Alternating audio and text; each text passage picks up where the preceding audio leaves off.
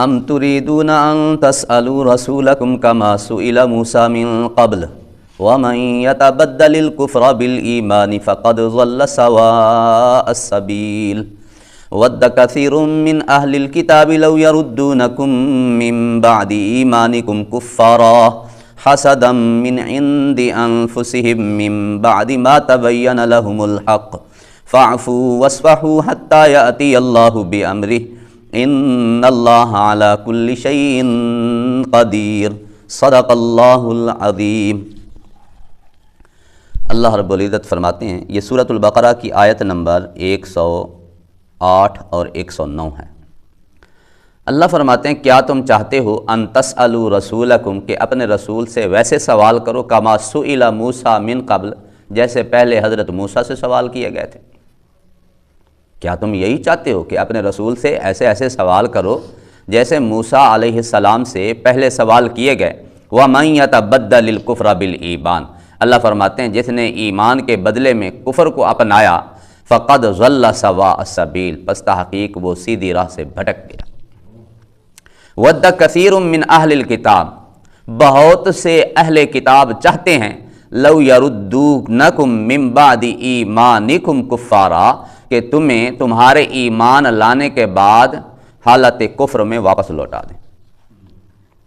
ایمان تم لا چکے ہو، ان کی تمنا ہے کسی طرح دوبارہ کافر بن جاؤ۔ حسدا من عند انفسہم، اپنے اندر حسد کی وجہ سے، ان کے اندر حسد اتنا ہے، حسد کرتے ہوئے وہ یہ چاہتے ہیں کہ مسلمان دوبارہ کافر بن جائیں۔ من بعد ما تبین لہم الحق، اور یہ اس کے بعد سارا کچھ کر رہے ہیں کہ ان پر حق بھی واضح ہو گیا ہے۔ فاعفو وصفحو، اللہ فرماتے ہیں اہل کتاب کو بس تم معاف کرو، درگزر کرو ان سے، حتی یاتی اللہ بامرہ، یہاں تک کہ اللہ اپنا حکم اتار دے۔ ان اللہ علی کل شیء قدیر، بے شک اللہ ہر چیز پہ قدرت رکھتے ہیں۔ دیکھیں حضور کے زمانے میں اہل کتاب بھی حضور سے سوال کرتے تھے، مشرکین مکہ بھی سوال کرتے تھے، حضور علیہ السلام کی اپنی جماعت مؤمنین کی صحابہ کرام رضوان اللہ علیہم اجمعین بھی سوال کیا کرتے تھے۔ اللہ نے قرآن میں دوسری جگہ فرمایا یسألک اہل الکتاب، اہل کتاب آپ سے سوال کرتے ہیں ان تنزل علیہم کتابا من السماء، کہ آپ آسمان سے پوری کی پوری کتاب اکٹھے ان کے سامنے لا کے رکھ دیں۔ اہل کتاب کا یہی اعتراض تھا، جس طرح ہمارے موسیٰ پوری تورات لائے تھے، 10 تختیاں تھیں، حضرت موسیٰ علیہ السلام اکٹھی کتاب 10 کی 10 تختیاں لے آئے تھے، اور حضور سے اعتراض کرتے تھے یہ کیا ہے، کبھی 1 آیت، کبھی 2 آیتیں، کبھی 5 آیتیں، کبھی 10 آیتیں، کبھی چھوٹی صورت، کبھی بڑی صورت، یہ کیا ہے، اکٹھی کیوں نہیں لاتے کتاب؟ تو اللہ نے ان کا یہ اعتراض، یہ سوال ذکر کیا ہے کہ اہل کتاب آپ سے ایسے سوال کرتے محبوب پریشان نہ ہو۔ فقد سألوا موسیٰ اکبر من ذلک، انہوں نے موسیٰ سے اس سے بھی بڑے سوال کیے تھے، انہوں نے تو نہیں، وڈیروں نے، ان کے بڑوں نے، انہوں نے یہی سوال کیے تھے، فرمایا اس سے بھی بڑے سوال کیے تھے۔ کیسے کیسے سوال تھے ان کے؟ فقالوا ارنا اللہ جہرا، ہمیں اللہ آپ دکھائیں۔ کتنا بڑا سوال ہے، سانو اللہ دکھاؤ، ہم اللہ کو بالمشافہ دیکھیں، اللہ سے ملاقات کریں۔ تو اس طرح کے سوالات انہوں نے کیے۔ اب دیکھیں ایک دفعہ حضرت موسیٰ علیہ السلام فرعون سے نجات مل گئی، بحیرہ کلزم پار کر کے جا رہے ہیں۔ اب ایک قوم کو بنی اسرائیلیوں نے دیکھا یعکفون علی اصنام لہم، کے بتوں کے سامنے جھکے ہوئے ہیں۔ اب یہ اتنی بڑی مصیبت سے نجات پا کے آ رہے ہیں، کہنے لگے یا موسیٰ اجعل لنا الہا کما لہم آلیہ، ہمیں بھی کوئی ایسا خدا بنا دو جس طرح ان کا خدا ہے۔ ان کی ڈیمانڈیں دیکھو، ان کی سوچ دیکھو، اللہ نے تمہیں اتنی بڑی مصیبت سے نجات دلائی، اس اللہ کو الہ ماننے کی بجائے حضرت موسیٰ سے ڈیمانڈ کر رہے ہیں جس طرح ان کا خدا ہے، یا ان کے سامنے جھکے ہوئے ہیں، بت ہیں ان کے، موسیٰ جیسا نہیں خدا بنا رہے۔ تو اللہ نے فرمایا محبوب آپ پریشان نہ ہوں، اہل کتاب آپ سے سوال کرتے ہیں، انہوں نے حضرت موسیٰ سے اس سے بھی بڑے سوال کیے تھے، آپ پریشان نہ۔ اب اسی طرح مشرکین مکہ میرے نبی سے سوال اور ڈیمانڈیں کیا کرتے تھے۔ وقالوا لن نؤمن لک، وہ کہتے تھے حضور ہم آپ پہ ایمان نہیں لائیں گے، حتیٰ تفجر لنا من الارض ینبوعا، حتیٰ کہ آپ زمین کو پھاڑ کے ہمارے لیے چشمے نکلوا دیں۔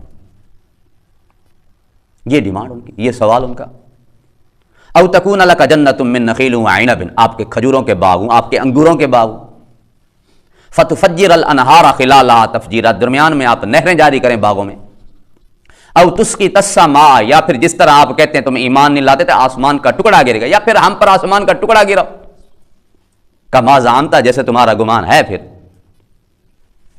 علینا کسبن او تأتی باللہ والملائکۃ قبیلا، محبوب یا پھر اللہ لے کے آ، پیچھے فرشتے کھڑے ہوں، اللہ کہے یہ میرا رسول ہے، فرشتے کہیں واقعی اللہ سچ کہہ رہا ہے۔ کیسی سوچ تھی؟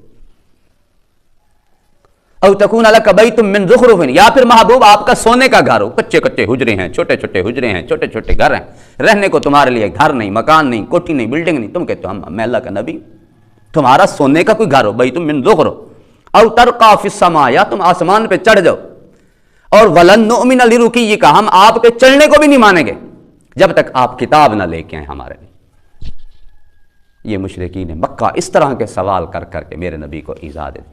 میرے نبی نے ان سے کہا بھائی میں نے کب کہا ہے میں اللہ ہوں، میں قادر مطلق ہوں، میں مختار کل ہوں، میں جو چاہوں کر لوں؟ میں تو فرمایا بشر الرسولہ، میں ایک انسان ہوں، میں تو اللہ کا رسول ہوں۔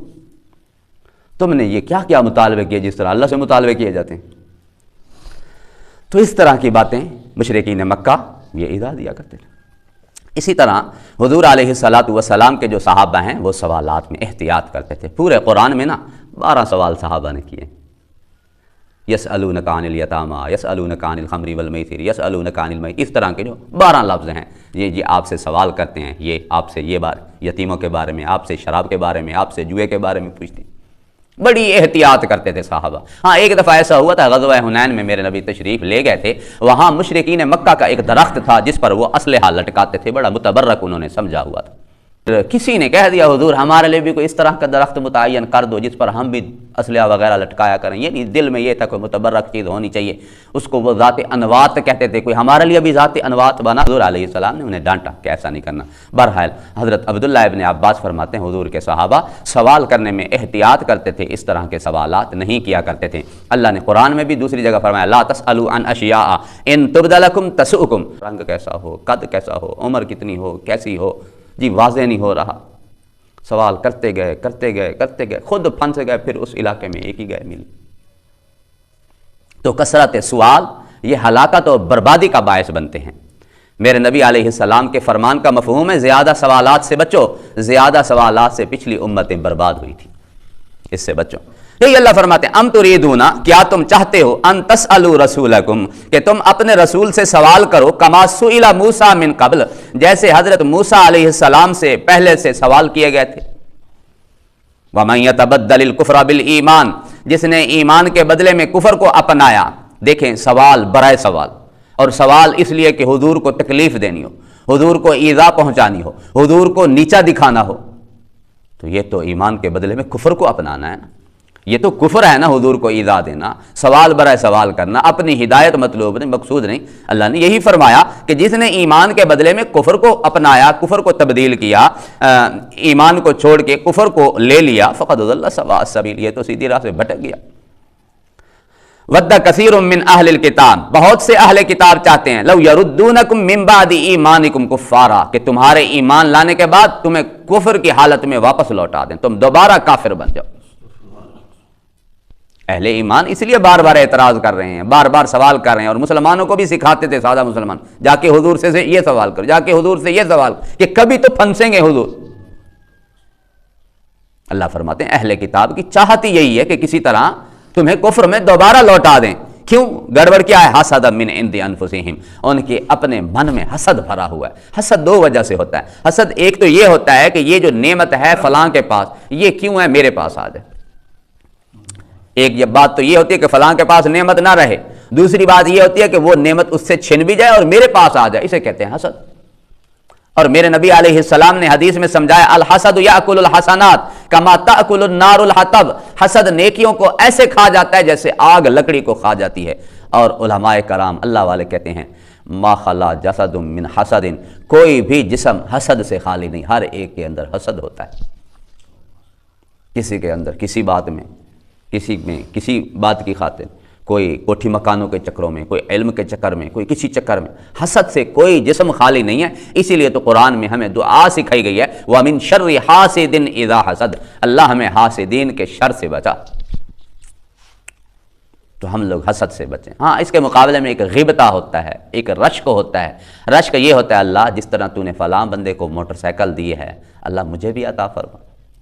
یہ تمنا نہیں ہوتی کہ اس سے چھن جائے، وہ یہ برباد ہو جائے، اس کا ایکسیڈنٹ ہو جائے، یہ مر جائے، یہ نہیں ہوتا مطلب۔